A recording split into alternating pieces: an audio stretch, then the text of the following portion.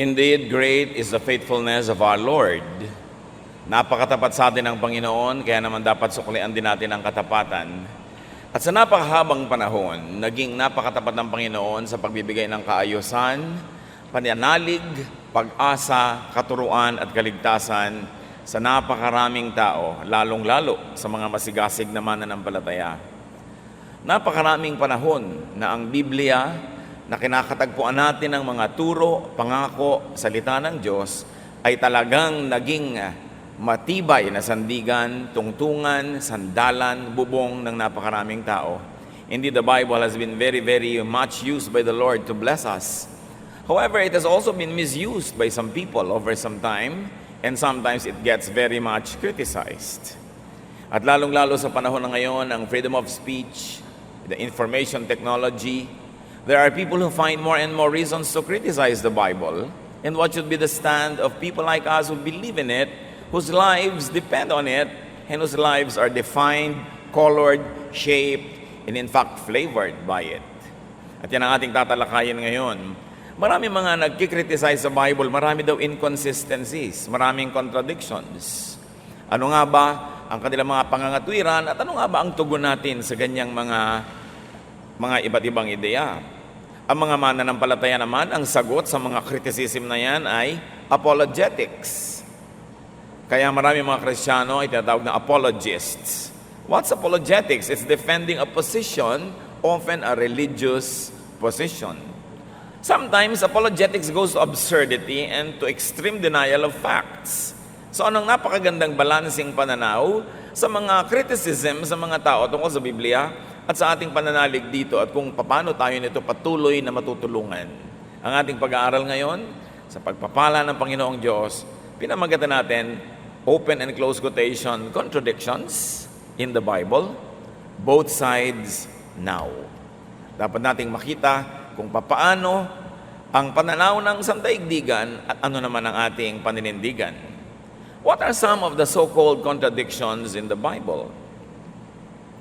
Isang tanong, does God tempt anyone? Tinutokso nga ba ng Diyos ang tao? James 1:13, God cannot be tempted by evil, and He doesn't use evil to tempt others. And yet, Matthew 4:1, the Holy Spirit led Jesus into the desert so the devil could test Him. So parang sa biglang tingin, para talagang may contradiction. Sino bang ating papakinggan? Si James o si Matthew? I say both. Why? Because both books, both chapters and verses are biblical. Hindi dapat pagpilian at lalong hindi dapat pag-awayin. Does God change His mind? Nagbabago ba ng isip ang Diyos? The eternal God of Israel isn't a human being. He doesn't tell lies or change His mind. Exodus 32:11-14, Moses tried to get the Lord God to change his mind. So even though the Lord had threatened to destroy the people, He changed His mind and let them live.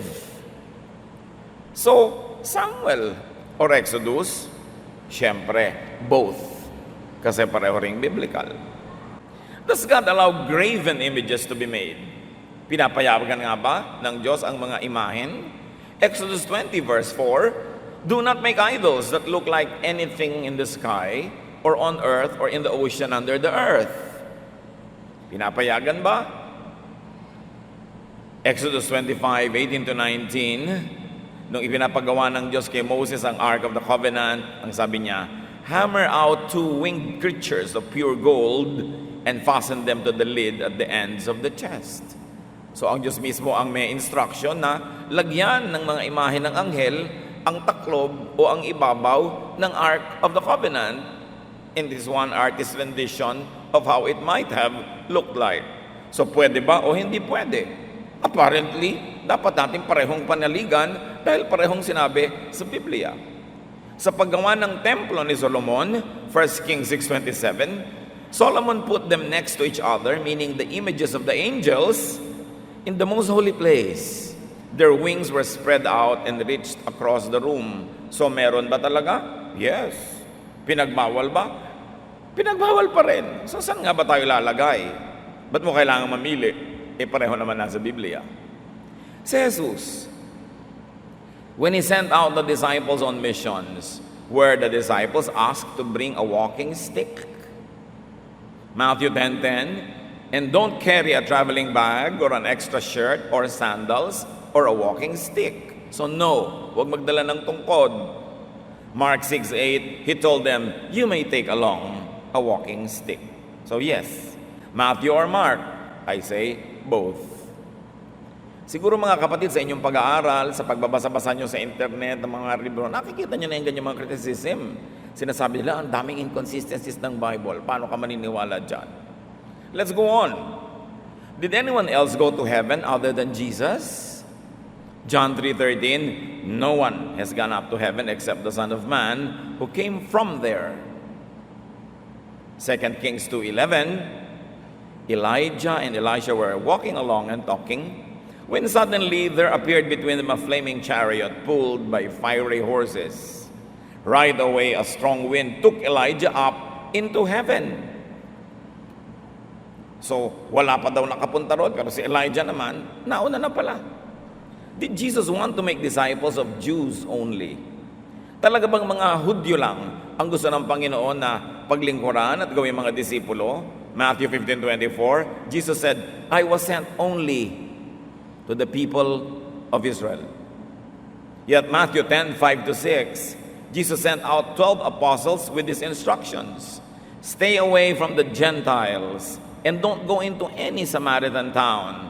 Go only to the people of Israel. So pang Israel lang ba siya? Yes, according to those verses. But Matthew 28:19, go to the people of all nations and make them my disciples. No, hindi lang siya exclusive, pang buong mundo pala. So, Matthew or Mark? Both. Kasi parehong nasa Biblia. Will Jesus return in His disciples' lifetime? Bago nga ba mamatay yung mga disipulo niya at mawala sa mundo, magbabalik na siya? Luke 21:32, you can be sure that some of the people of this generation will still be alive when all of this take place. So, darating? 2 Peter 3:4, didn't your Lord promise to come back? Yet, the first leaders have already died, and the world hasn't changed a bit. Luke or Peter? Lifetime ba ng apostles or not? Is Jesus equal to God? Isang raging issue ng maraming iba't ibang relihiyon. John 14:28, if you really love me, you should be glad that I am going back to the Father, because He is greater than I am. At laging pinanghahawakan nito ng mga nagsasabing inferior si Jesus sa Diyos Ama.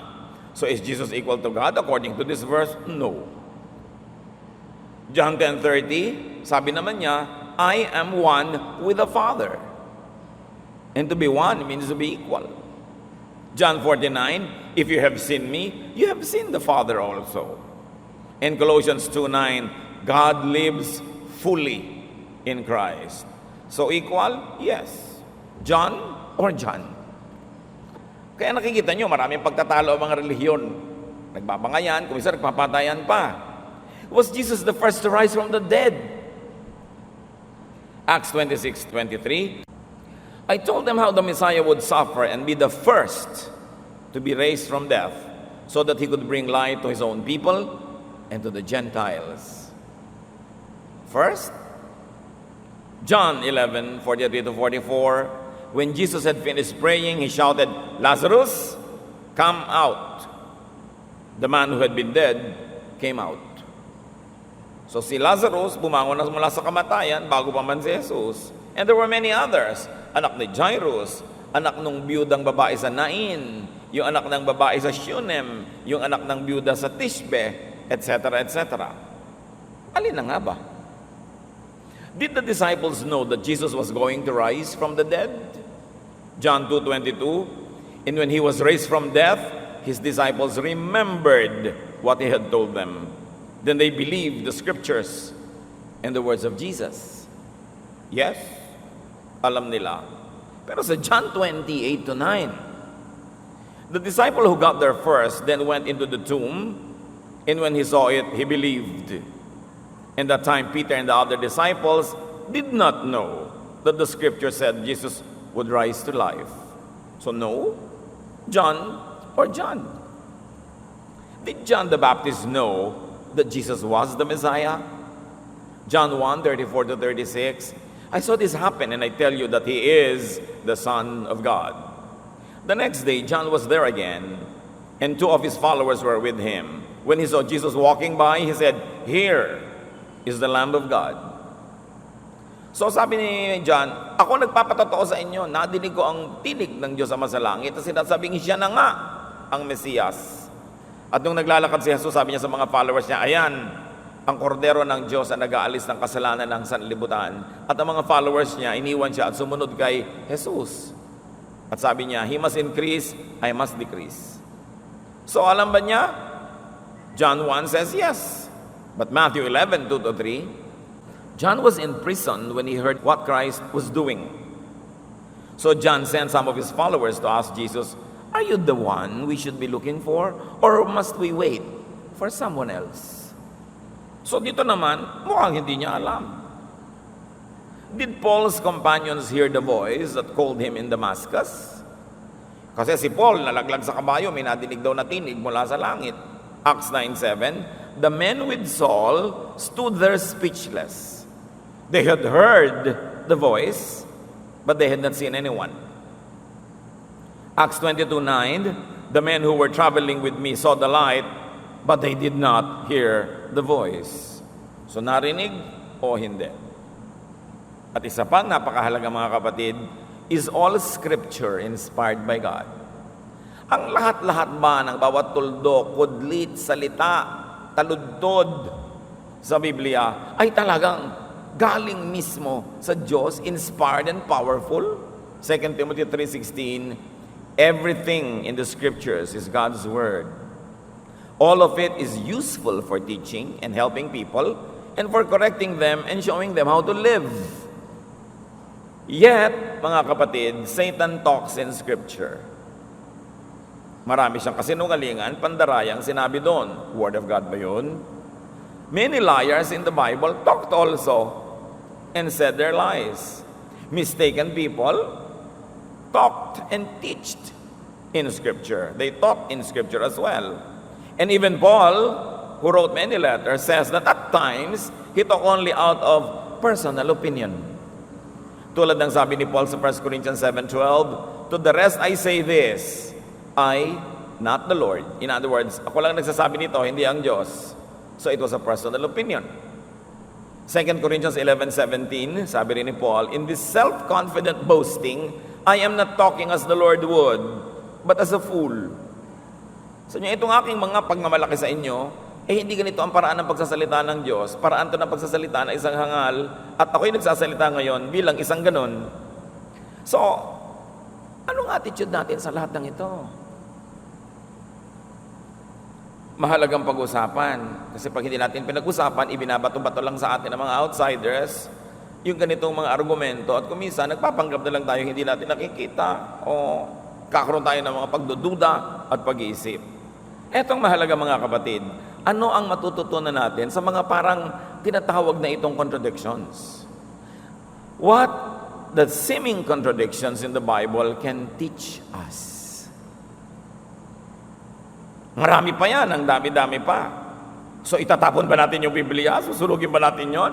O patuloy nating lalong pahahalagahan kung naunawaan natin kung ano ang mga leksyon na maaaring makita dito. Hindi naman natin maitatatuan, nandun talaga yung chapter, yung verse, yung book. What will we do with this? There is one realization that can help us make more use of the Bible and to allow it to help us more. The truth is not always just a point. It could be more than one point.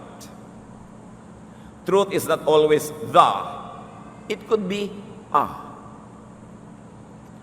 Halimbawa mga kapatid, may nagkwento sa inyo, pinsan ninyo, galing sila sa isang handaan.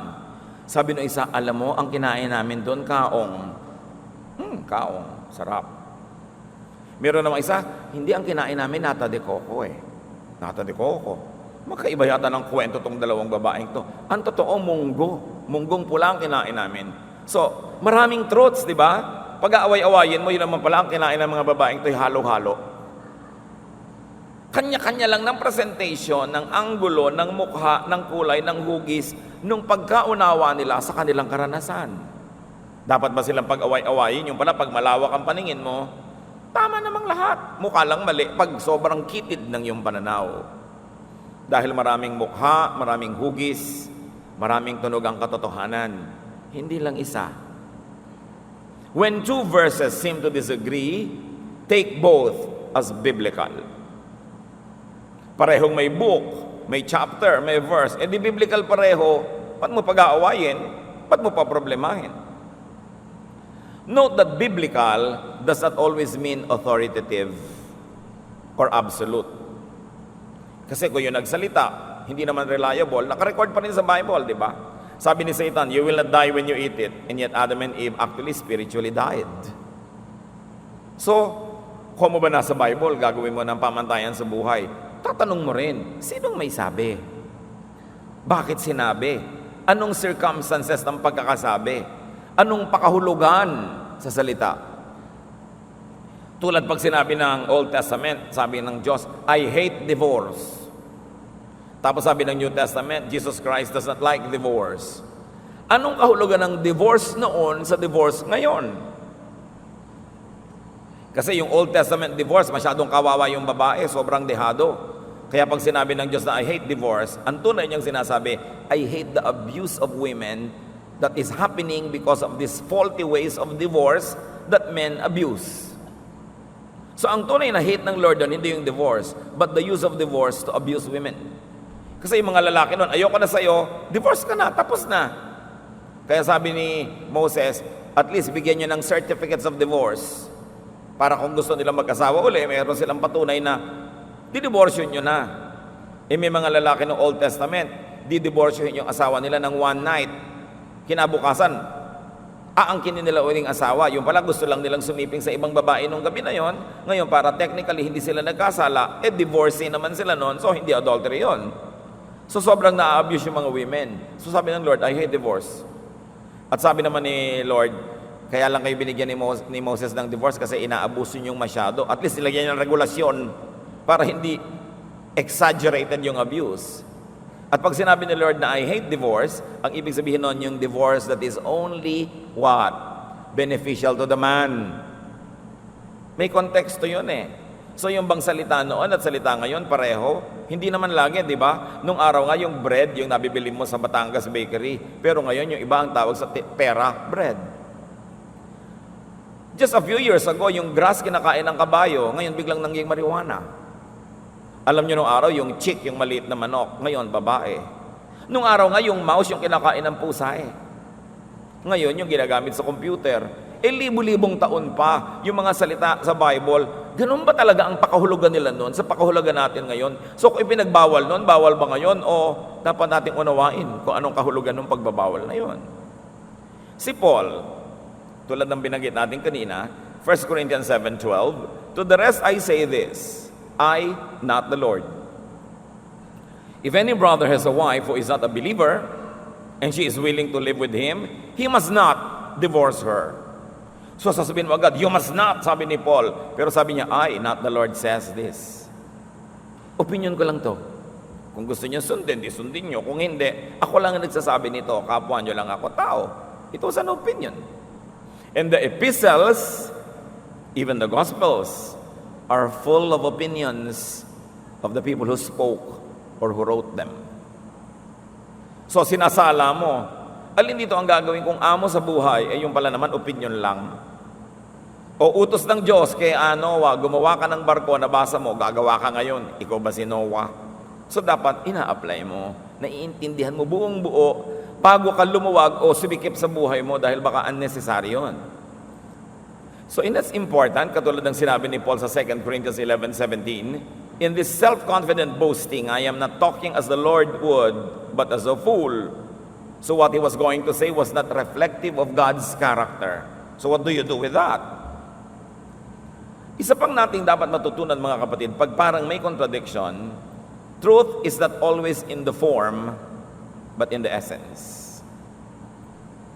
In other words, numerical or factual precision was not the main goal of the Bible writers. Remember na bago na isulat ang Biblia, ito muna ay sinasabi ng mga matatanda sa mga bata, ikinukwento, nire-recite, sinasaulo, nagpapasalin-salin. Pati ang mga sinabi ng Panginoon noon, nung siya nagtuturo, wala namang tape recorder, wala namang sekretarya na nagsulat niyan, walang diniktahan. Tinuro niya na itinuro, paulit-ulit niya itinuturo sa iba't ibang lugar. Kaya nung lumaon yung mga disciple niya, pag nagtuturo, inaalala nila ang turo ng Panginoon at kino-quote nila hanggang nagtandaan na sila, may next generation na naman ang naturuan sila, nagtuturo rin. At nasabi ng mga taong, teka, nauubos na ang mga matatanda na talagang nakakaalam ng mga katuruan na yan. So isulat na natin ang nagugunit at naaalala pa natin. That's why it was written. So, ang mahalaga, hindi mo pag-away-awayin yung mga numbers, mga precision na mga kung ano-anong lugar, mga panahon, kasi it was recalled from memory, and not all memory is 100% precise. So truth is not always the form, but in the essence, and truth is not always in the body, but in the spirit. What do we mean? Halimbawa sa Matthew 14:20-21, sabi doon, there were 12 large baskets of leftovers, and 5,000 men ate. Pero sa Matthew 15:37-38, biglang 7 large baskets at 4,000 men na lang yung kumain. So sasabihin mo, hindi naman reliable yung Bible. Doon sa isa 5,000, doon sa isa 4,000. Tapos yung isa 12 baskets, yung isa 7 baskets na lang. So itatanong mo sa sarili mo, were these 2 different events? Or 2 reports of the same event? Is this coming from 2 different oral traditions? But then you ask yourself, ano ba talagang mahalaga? What really matters? The specific and exact number of the crowd or the miracle that happened and the general truth behind it? Which is really true? Version 1 or version 2? Or the general agreement of the 2 versions na kahit yung isa 4,000 daw ang kumain, yung isa 5,000 daw ang kumain, isa lang ang katotohanan, libo-libo ang kumain. At isa lang ang katotohanan na pakain ni Lord ang libu-libong mga tao na wala namang pagkain pinanggalingan, kundi 2 pirasong isda at 5 pirasong maliliit na tinapay. So what is the important truth there? The precision of the numbers or the agreement of the stories that Jesus was so great that He was able to multiply little food to become so much that so many people were able to eat. Does it matter how many? Or will you look at the validation of the general truth and say, totoo nga, 2 kwento, magkaiba lang ng konting detalye, pero pareho ng diwa. That Jesus is great, that Jesus did a miracle, and so many people were able to eat, and the truth is that the Lord will always satisfy our needs beyond the available resources. So will you settle for factual precision? Or will you go up above it and say, what is the real story here? At yan ang ating pag-usapan. That Jesus performs miracles, that Jesus could fill people's needs, no matter what details. Another thing to learn, when we are confronted with issues like this, that a verse is not all there is about certain truth. Hindi lang makikita sa kaisa-isang verse ang lahat ng buong-buong katotohanan. Parang yung batang matagal ng kwento na naguhukay ng maliit na butas sa tabi ng dagat, sa buhangin, hinuhukay niya yung buhangin ng kanyang kamay. So meron ng maliit na butas doon sa dagat na ganon, maliit na hukay, at may dumaang matanda, sabi, aanin mo ang butas na yan anak, ang hukay na yan. At sabi niya, ilalagay ko po dito lahat ng tubig ng malaking dagat na yan. Pwede ba yun? Can the whole truth be contained in one sentence, in one verse? The obvious answer is no. Another verse, other verses could also speak another way, speak in other ways on the same matter. Napakahalaga nating isipin na hindi lang nakakontain sa isang verse. Katulad ng buong pagkatao mo, hindi lang contained yon sa isa mong organ, sa isa mong cell, because every cell of your body contains your genetic makeup. So hindi lang isang piece of cell ang magde-define sa'yo, anywhere makakakita ka pa rin. Napakahalaga na hindi lang yung isang verse ang pagbabasihan mo ng lahat-lahat, tapos i-ignorin mo na yung iba. Napakaraming kakahanapan ng katotohanan. Tulad halimbawa, when the Bible speaks in many ways, Numbers 12, 6 to 8, I, the Lord, speak to prophets in visions and dreams. But my servant Moses is the leader of my people. He sees me face to face. And everything I say to him is perfectly clear. You have no right to criticize my servant Moses. Anong sabi dito ng Panginoon sa magkapatid na Aaron at sa kanilang kapatid na babae na nagre-rebel kay Moses? Sabi, kayong dalawa ha, hindi na kayo nangilabot na kalabanin si Moses? Pag ako, yung mga propeta kausap ko, mga panapanaginip lang, vision, hindi malinaw. Pero yung Moses na yan, humaharap ako dyan, mukhaan kinakausap ko. Ang linaw-linaw na sinasabi ko sa kanya, wala kayong karapatan na i-criticize siya. What is the story here? Na iba-iba ang revelation ng Diyos kahit sa mga propeta. Iba-iba ng linaw, iba-iba ng tindi, iba-iba. Kaya kuminsan, nagmumukhang magkakaiba sila na sinasabi. Kasi hindi rin nila lubos na nauunawa yung nakikita nila, inire-report lang nila. Bakit ganon? Sa gusto ng Diyos na ganon eh. Meron siyang gustong pagpaliwanagan ng kilinaw-linaw, tapos sa iba malabula-bulang ng konti.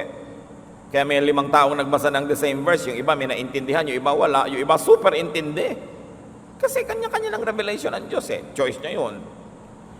Ngayon, si John, the beloved, mamamatay ba siya bago dumating ang Panginoon o hahaba ang buhay niya at iintay niya ang pagdating ng Panginoon? Pinroblema yan ng ibang apostles. John 21:22, Jesus answered, if I want him to remain alive until I return, what is that to you?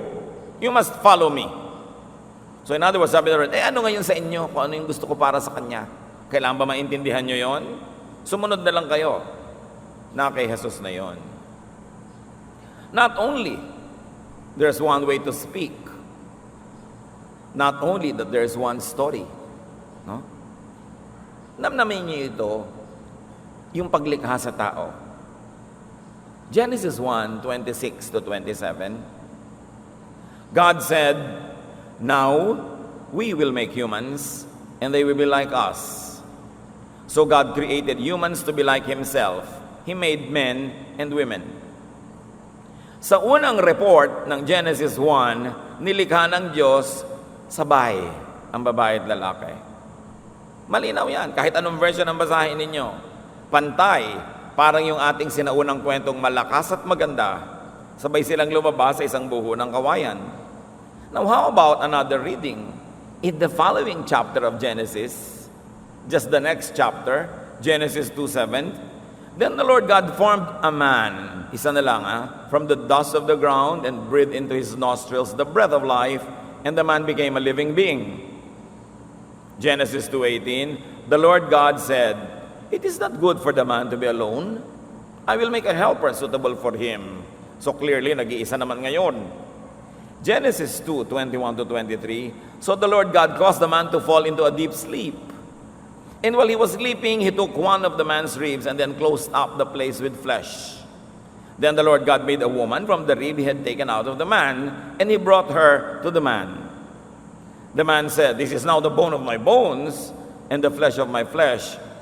She shall be called woman, for she was taken out of man.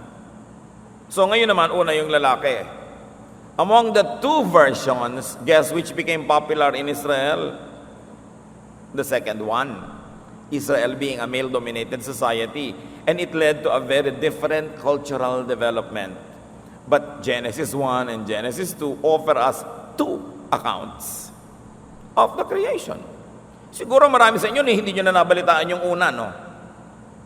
Kasi talagang popular na popular yung pangalawa. Two creations ba to? Or two creation stories? Or two traditions telling the same story two different ways? The Bible did not explain, so just take it as biblical. Maraming ganun pagsasalita sa Bible eh. Hindi ganun kalinaw. Mahiwaga. Paano nyo ilalagay ang buong dagat sa isang maliit na hukay? How can a finite mind totally comprehend an infinite God? How can the boundless universal messages from heaven be contained in the languages of people? How can the language of angels be translated into Cebuano or Hiligaynon or Bicolano? Magkakaroon yan ng translational problems and limitations. Kaya naman sinabi sa Romans 6:19, I am speaking in human terms because of your natural limitations. Siyempre, tao kayo, pwede ko lang kayong kausapin sa mga salitang alam nyo. Halimbawa, may baby, kinausap nyo, gaano karlinaw ang magiging usapan nyo nun? Siyempre, hanggang kayang unawain lang ng baby. Kung malaki ang agwat ng baby sa nanay, gaano kalaki ang agwat ng tao sa Diyos para maunawa yun ng lubos? May aso kayo, nakakausap nyo naman, sit, stand, sleep. Pero pwede bang sabihin, alam mo, medyo masama ang loob ko ngayon, nagdaramdam ako, pwede bang alu-aluin mo ako ng konti? Ay, hindi na niya kaya yun, di ba? So, may limitasyon. Kaya ang sinasabi mo lang sa aso, sit, stand, good, bad boy.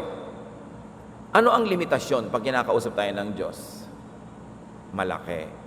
Kaya the same verse, Romans 6:19, sinabi ng Weymouth New Testament, your human infirmity leads me to employ these familiar figures. And the Message version says it this way, I am using this freedom language because it is easy to picture. So pag sinabing merong lumilipad na anghel, ganun nga ba yun? May pakpak, may mga balahibo, o may iba pa bang sinasabi na yun lang kasi ang alam natin ni anghel, so yun ang gagamitin na terminology. Gaano kalaki ang pangunawa. Kaya dapat nga ang hinahanap mo yung diwa, yung espiritu, hindi lang yung letra, hindi lang yung forma, kasi baka lumiit ang yung pangunawa. Biblical language is a concession. It is an accommodation of people's limits. Kaya mahalaga na may spiritual dimension ang pagbabasa, ang pag-aaral, ang pangunawa nito. Kasi maraming paraan ng pagsasabi, maraming paraan ng pagbasa. May mga nagpipilit naman, literal lang daw ang pagbasa sa Biblia.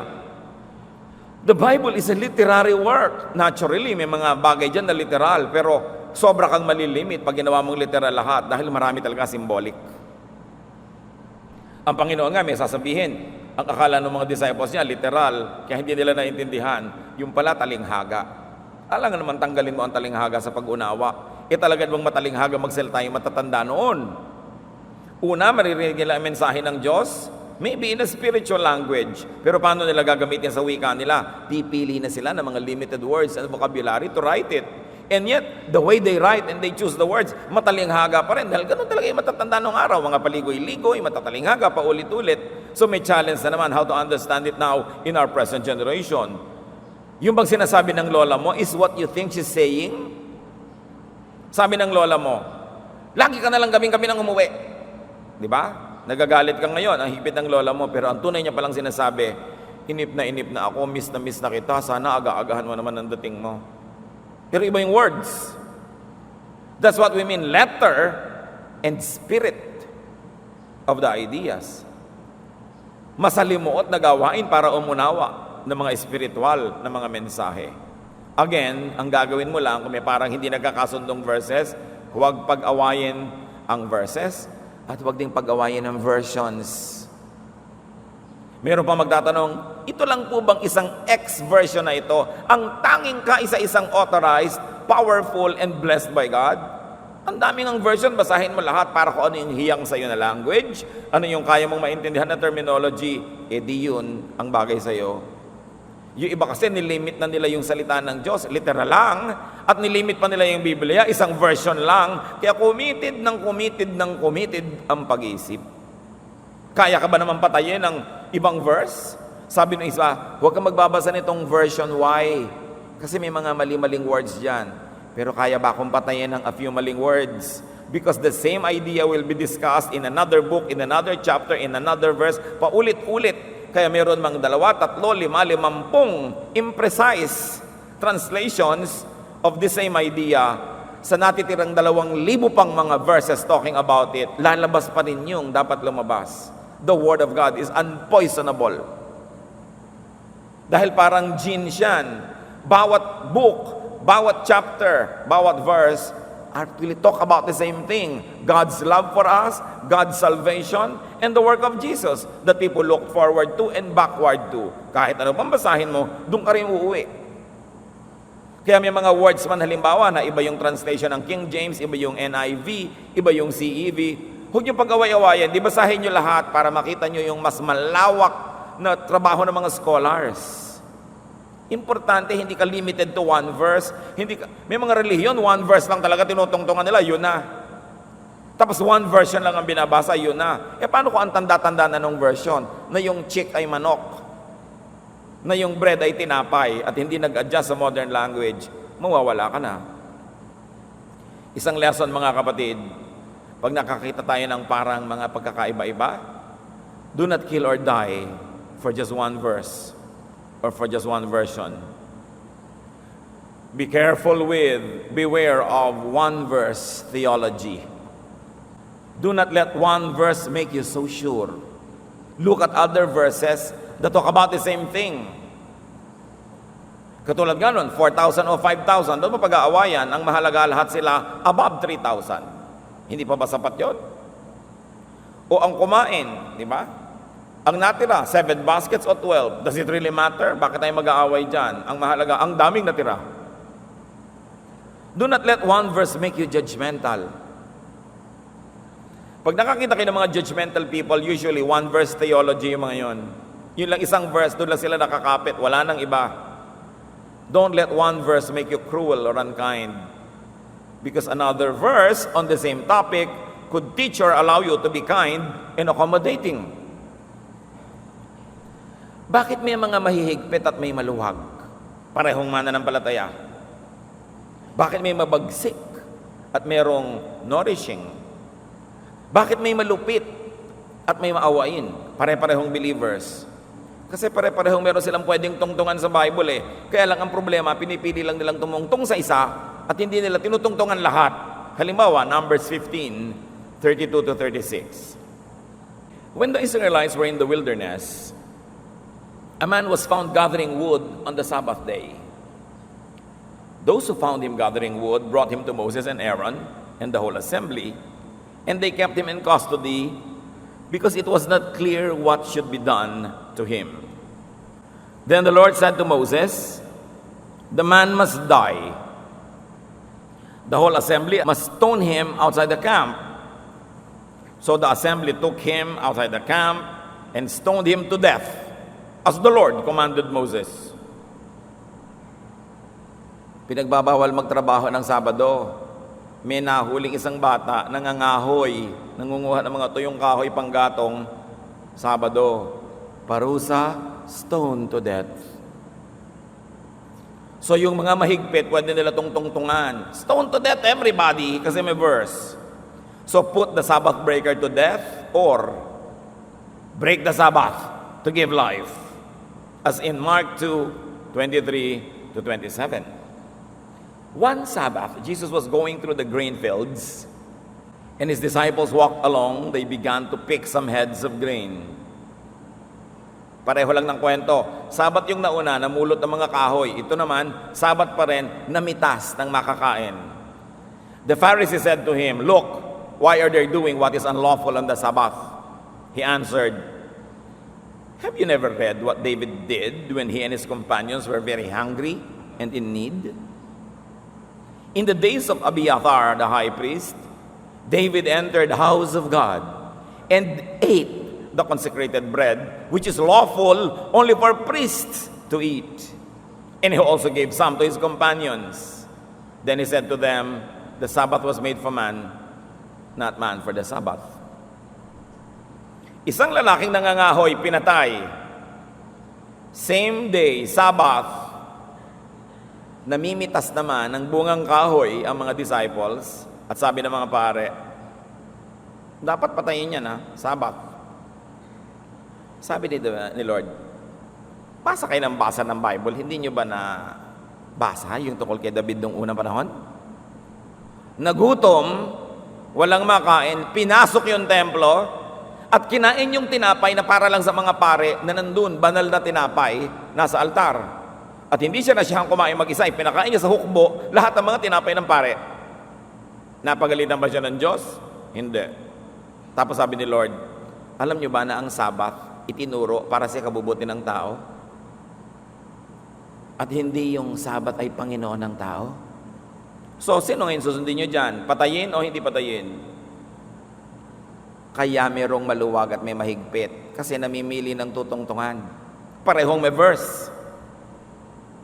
Jesus affirms David's questionable act.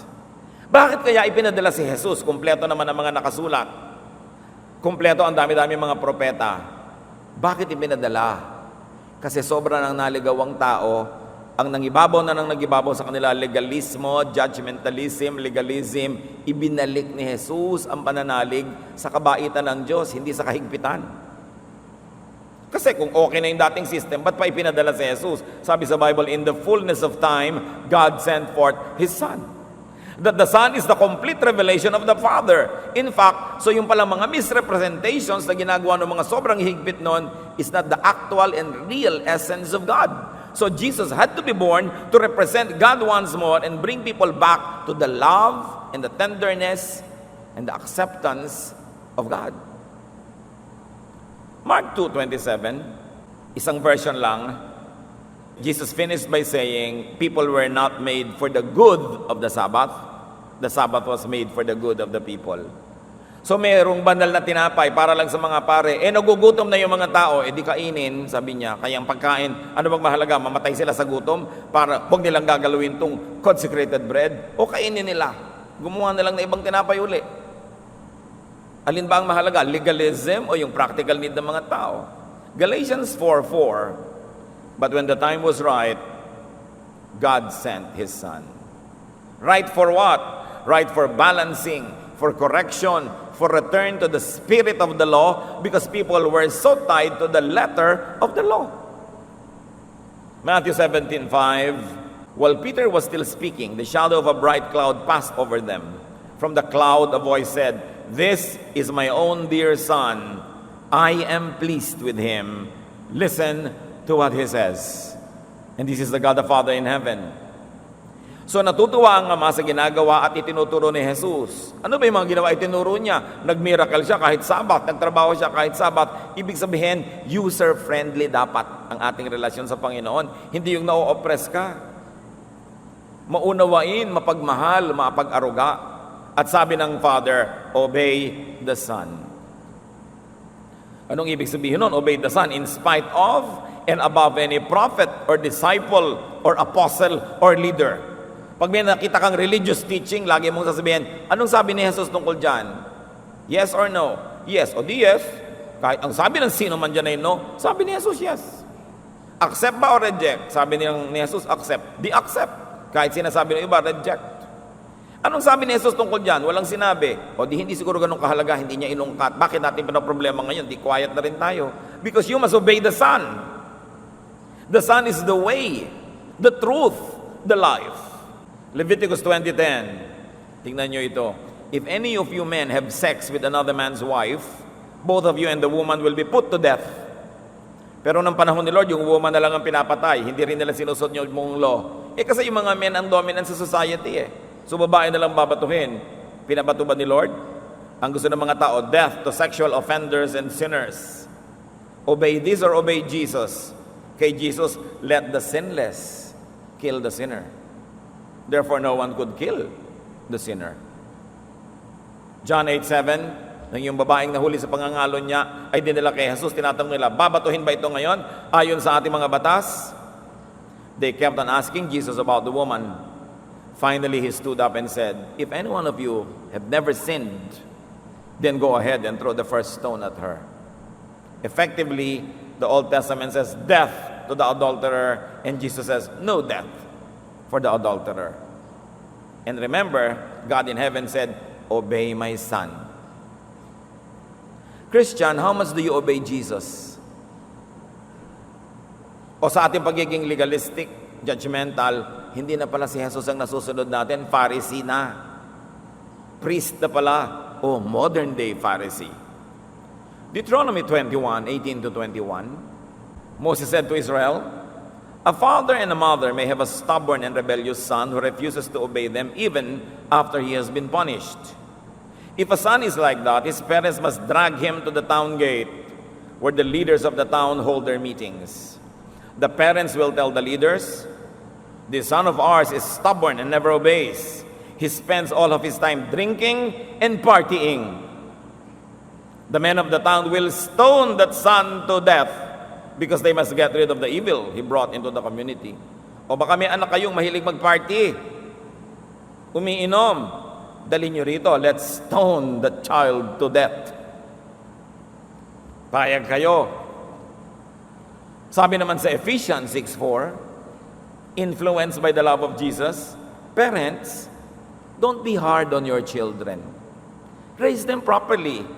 Teach them and instruct them about the Lord. So don't be hard. So babatuhin nyo or not. Kaya may mahigpit, hinahawakan yung pambabato. Kaya naman merong mas maluwag, ito yung pinangahawakan. Pareho lang naman biblikal. Saan naman nyo gustong tumayo?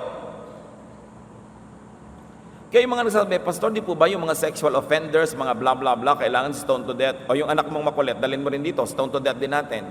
Ay, wag naman po. Bakit yung anak mo ayaw mong ipabato? Tapos yung sexual offender doon, gusto mong ipabato. So namimili ka lang ng i-apply mo. Kailangan di po ba sundin natin ang 10 Commandments, blah, blah, blah, blah, blah, blah, galit na galit sa mga kamag-anak na may mga rebulto, kailangan po palakulin, sirain, sunugin. O sige, pero bakit pumapasok kapag Sabado? Di sundin mo rin yung Sabat. Ba't ka namimili? Ang higpit-higpit mo sa konti na paborito mo because it favors you, bagay sa karakter mo, so pangahawakan mo yung verse to oppress others. Pero yung iba, hindi mo pinapansin. So anong gagawin natin? Obey the Son. Because God is well pleased with the Son. So what to do with conflicting verses? Huwag paglabanin. Huwag niyong hayaan yung mga kritik ng Bible na bigla na lamang tayong binabarabara tungkol sa mga ganito. Dahil sabi natin, ganyan talaga ang pagsasabi ng truth. It's not always just a point. There are many points. Huwag problemahin. Huwag gawing pampahina ng pananalig, kundi pampalakas. Saan natin gagamitin na may iba't ibang verses on the same thing? Gamitin sa ikabubuti. Gamitin sa kabutihan. Take the two extreme points as true and all the points in between as also true. What do I mean? Halimbawa, may idea A. Sabi ng idea A, dapat ang baptism ay immersion. Diba? May ganyan. May verses yan. Idea B, pwede ng sprinkling. May verses din yan, pinag-aaway-awayan niya ng mga Kristiyano, daang taon na. O di, may lagnat ka ngayon, di sprinkling na lang. Di ba? Ngayon gusto mo naman, may tubig, masarap naman maligo, di, immersion. Ngayon ayaw mo naman pa-immerse, marami-rami ng tubig, di, pouring, nasa gitna ka. Methodist. Di ba? Pagka A, immersion, Baptist. Di ba? Pagka naman B, sprinkling, yung mga iba pa rin mga sekta. Ba't kayo mag-aaway? Pare-pareho may verse. Di kanya-kanyang trip. Gusto mo ng swimming, pouring. Gusto mo ng talagang lulubog ka pa, di immersion. Ganon yon. Salvation po ba, Pastor, nawawala o hindi nawawala? May mga verses talagang A na parang sinasabing nawawala. May B na hindi talaga nawawala. O ba't naman kayo mag-aaway? Ang tagal na niyan, di rin masisettle. Di gusto mong nawawala pala, o takutin mo sarili mo para lagi ka magpakabanal, di sa nawawala ka. Paano po yung mga member namin, pagka hindi na yun mawawala, nagiging tamad, di sabihin mo nawawala. Paano naman po yung mga member namin, kaya nawawala ka hindi, ang sisipag, laging malapit sa Panginoon, di bigyan mo sila ng peace, hindi nawawala. Pareho namang may verse why quarrel? So may makasalanan po, will we punish or will we forgive? Gusto mo ba na i-apply yung Old Testament? Batuhin natin. Gusto mo i-apply sa Panginoon? Sabi niya, forgive 70 times 7. Parehong may verse. Why quarrel? Mga kapatid, ang pagkakaiba-iba ng higpit ng mga Kristiyano, judgmentalism, legalism, hindi dahil sila'y banal. Dahil lang ganun talaga sila. Kaya ang pinipili nila, yung mga verses na bagay sa gusto nila. Parang namimili ka ng prutas, ito gusto ko, ito ayaw ko, ito gusto ko. Pero ang Bible, pakyaw. Lahat-lahat. Hindi mo pwedeng pagpili-pilian yan. So conservative po ba ang gagawin naming music, organ lang, o yung may mga drums? Pareho namang may basis yan, di ko anong gusto nyo. Ang tatanda na po ng mga member namin, ayaw ng drum, di organ. Mga bata po member namin na iinip, di lagyan nyo ng drum. Bakit natin po problemahin yan? Hindi naman yan ang problema, yung letter of the music, but the spirit of the music. Are you making music for God? Yes. Does it matter kung anong instrument? Kaya may nagsasabi, naku, huwag kayong pupunta sa day by day, may tumatawag sila ng demonyo doon pag nagwa-worship kasi may gong, may dumating na ba? Tingnan nyo katabi nyo, baka naman meron nga, di ba? Meron ba? So ang point, saan yun galing? Ayaw lang nila. Pinalaki lang silang ayaw yun. Tapos magtatago sila sa saya ng Diyos. Sabihin, ayaw yan ng Diyos. Sila lang may ayaw. Siyempre may mapaproduce silang verse. Yung kabila may verse din. So ano ba kayong klaseng Christian? Silent night, puro hymnals? O joy to the world, Christian? Does it matter? So anong mahalaga na governance sa isang church? Authoritarian ba? Yung may isa lang leader? O maraming mga board na ibinoboto? Democratic? Whatever helps you. Where will you stand? Stand where you could rest. Ba't ka naman pipili ng stand na nakakapagod? May pagpipilian ka naman na hindi. Pareho lang biblical. Stand where you could maximize good and minimize evil and pain. Yung mga tao, hirap na nga sa buhay. Gina-judge left and right, kinakawawa. Pagdating sa church, ganun na naman ang gagawin mo, ipupwera mo na naman dahil may nakaraan. Hindi mo papasalihin sa choir dahil dumaan na siya sa 3 lalaki sa buhay niya. So, pahirap na naman yan, rejection na naman, ba't pa nagka-church? Stand where you could be kind and accommodating. Stand where you could be better and kinder. Stand where you could be more like Jesus. So itatanong mo, kung si Jesus ang tatanungin niya ngayon, anong sasagot niya? Siya ang papipiliin, anong pipiliin niya? Remember, Christian tayo, and what we should do is put Christ back to Christianity. Kasi nanaig na naman yung mga Pharisees, yung mga tradisyon, yung mga bishop, yung mga kung sino-sino, na wala na si Jesus. Dapat ibalik si Jesus sa Christianity. Ngayon, kung may nagturo na sa inyo nung araw, may nauna ng ideya sa inyong isip, do not limit yourself to your known and preferred truth. Do not limit yourself to your brainwashed version of truth. Tingnan ninyo, kung maraming verses, take them all. Apply this principle to your religious faith. Quarreling denominations, quarreling schools of thoughts, and quarreling theologies, quarreling teachers and believers could both be right or both wrong. Hindi ko mo doon kayo member, iisipin nyo yan na yung tama agad. Dapat nag-iisip kayo talaga. Ang faith pinipili, hindi yan na mamana lang. Dinala kayo ng kaibigan nyo sa isang church, naging member kayo doon, kung anong paniniwala doon, yun na lang ang kakamatayan nyo. Kailangan, nag-iisip ka, kung patuloy mo yon o papalitan mo, para desisyon mo talaga, hindi lang minana. Because quarreling theologies could be both partially right or partially wrong. Or they could be wholly right and wholly wrong. Ganyan yung mga denominational truth, yung mga nakalagay sa mga statement of faith ng mga simbahan, kaya nagkakagulo-gulo. Pare-pareho namang may verse. The denominational truth of your local church could only be one of the many truths. Bakit kailangan mong ikaw lang ang tama and everybody will go to hell? Bakit kailangan mong sumaya na ikaw lang yung tama at lahat ay mali? Ba't hindi mo hanapan ng tama ang sarili mo at mali rin? At hindi lang mali ng kapwa mo hanapin mo rin yung tama sa kanya. Because no one is perfect. That means no one is perfectly right and no one is perfectly wrong. Dapat mag-mature na ang mga anak ng Diyos para matigil na yung mga religious wars na yan. Because truth is not always simple or simplistic. Truth could be very complex. John 18:37 to 38, nag-uusap si Pilate at si Jesus. Sila lang dalawa sa loob nung bahay kasi hindi pumasok yung mga nangako sa kay Jesus sa bahay ng isang Gentile. Sabi ni Pilate, "So you are king?" Pilate replied, "You are saying that I am king." Jesus told him, "I was born in this world to tell about the truth. and everyone who belongs to the truth knows my voice. Pilate asked Jesus, what is truth? Ang lalim na usapan, ang ganda-gandang interview. Sabi ni Pilate, so hari ka pala. Sabi naman ni Lord, ikaw ang nagsasabing hari ako. In other words, hindi ko sabi yan, sabi mo. Isinilang ako para magturo ng katotohanan. Yung kasali talaga sa katotohanan, madidinig ako at maintindihan. The unsaid is, yung talagang wala sa katotohanan, kahit anong mangyari, hindi niya ito maintindihan. Sabi bigla ni Pilate, ano ba ang katotohanan?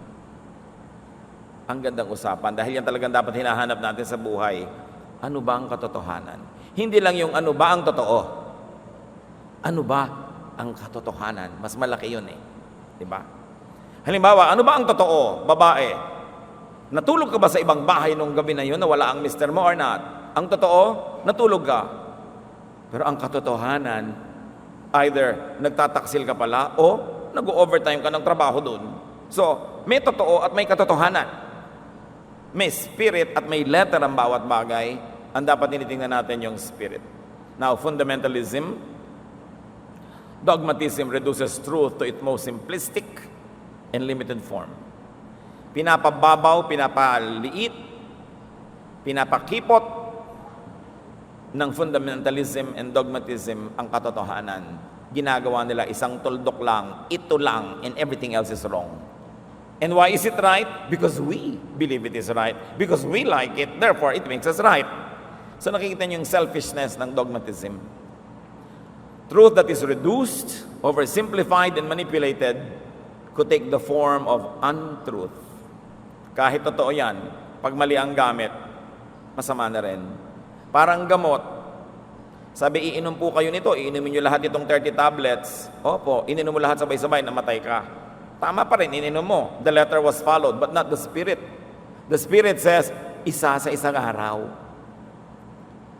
So, hindi ko mo tama yung ginagawa mo manually, methodically, tama ka na nga. But then, let's remember, Jesus is the way. Yan ang sabi ng John 14:6. And the Jesus movement was called the way. Hindi naman sila tinawag doon na Christianity eh. Ang unang tawag, the way, yung daan. Acts 9:2, if he found any there who belonged to the way, he might take them as prisoners. So what is the way? The Jesus way is the way. Matthew 11:28-30 tells us of the Jesus way. If you are tired from carrying heavy burdens, come to me and I'll give you rest. Take the yoke I give you, put it on your shoulders and learn from me. I am gentle and humble, and you will find rest. This yoke is easy to bear, and this burden is light. This is the description of the ministry of Jesus, of the way of Jesus, and this should be the description of our ministries, how we deal with each other, and how we do church. What is the Jesus way? It is the kinder stand. It is the easier burden. Bakit papahirapin? Pwede naman padaliin. Sabi ng Lord, kung pagod na kayo sa relihiyon, pagod na kayo sa pagsunod sa mga hindi nyo naman masunod-sunod, pumunta kayo sa akin, magaan ang ipapagawa ko sa inyo. I am humble, I am gentle. It is the way that you would like to take when you or your loved one fall short of God's glory. Gagawa ka ng policy ng church. Anong gagawin sa mga batang hindi pa kasal ay nagbubuntis? Di ang strict mo, blah, blah, blah, blah, blah, blah. Pero itanong mo, kung nangyari sa anak mo yon, anong gusto mong policy? So you take the kinder way, dahil hindi lang yung anak mo ang lahat, dahil tayo lahat ay galing sa Diyos, magkakapatid, magkakamag-anak. Paano mo gustong itrato kung kayo nagkasala at nahuli sa akto? Gusto mong kalad ka rin ka at ibisa sa lahat? Kung ayaw mo noon, ba't mo gagawin sa iba? Sabi ni Lord, do unto others as you would have them do unto you. Kung ayaw mong usig-usigin ka pag nagkamali ka, ba't ka nang uusig? Kung ayaw mong i-bulletin board ka, ipulpito ka, ipahiya, bakit gusto mo mangyari sa kapwa mo yun? The Jesus way is the kind way. But yan, if you want to be unkind, you can find a verse. You will always have a verse. Stone people to death. Kill them. But is that the Jesus way? Kaya nga ipinadala yung anak para timplahin ang sumobra, balansihin ang tumimbuang na at tumaob, at ibalik ang pag-ibig sa pananalig. Hindi lang yung literal at legal na mga do's and don'ts. 2 or more verses of the same story, of the same issue, of the same teaching. What do you do with that? Take both. Take all as biblical. And thank God because now you can choose where you like to stand. Dahil parehong meron. You will choose. You will choose a life verse. You will choose a way to deal with people. Choose that which is kinder, loving, nurturing, because it is the way of Jesus. Piliin mo kung ano yung hiyang at likas sa'yo, kung ano yung magaan. Bakit pipilitin mong Ingles ang service kung Tagalog naman ang most of the people? Bakit pipilitin mo ng Ingles kung nandun ka sa Ifugao na nasa isa kang tribo doon na ang gusto nila yung kanilang wika?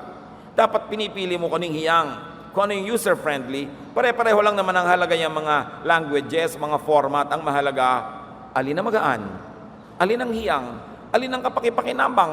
Ito yun ang gamitin. May nagsasabi, Pastor, magpapapasok po ba tayo ng mga naka-jogging pants? Di po ba dapat dress? Marami nagja-jogging dyan, pauuwiin mo pa para magbihis. Buti nga attend. So ano yung maluwag? Ano yung magaan? Ba't ang arte-arte natin tungkol sa damit? Basta manuwag hubot-hubad dyan na naligalig na tayo nung dumaan siya. Bakit kailangan sobrang mahigpit, sobrang maarte? No? Whatever you choose, whatever verse you like to live by, do not judge. Do not belittle, do not demonize the other choices and the other choosers. Respect your fellow believer. We are all fellow seekers. What we know is little, what we do not know is immense. A person who thinks he knows everything and says so is a dangerous person. Pare-pareho lang biblical. So both sides now. God gives you a choice. God is God of love. Sabi ni Jesus, I am truth and truth sets free. Ama namin, salamat dahil pwede namin harapin itong mga issue na ito from a very mature point of view. Na lalo namin kayo na-appreciate. Lalo namin na-appreciate yung Biblia. Maraming mga paraan ng pagkukwento, maraming mga estilo. Pero iisa lang ang mensahe. Nilikha mo kami. Kaya nauna ang babae o ang lalaki o sabay, does it matter? Nilikha mo kami, galing kami sa inyo, at babalik kami sa inyo dahil sa ginawa ng iyong anak na Jesus na kami iligtas. Binigyan niyo ang mga tao noong unang panahon ng mga mahihigpit na mga batas dahil kailangan nila for nation building, dahil kailangan nila sa kanilang mga emergency needs. Pero ipinadala niyo ang inyong anak na si Jesus upang balansihin ang lahat ng bagay.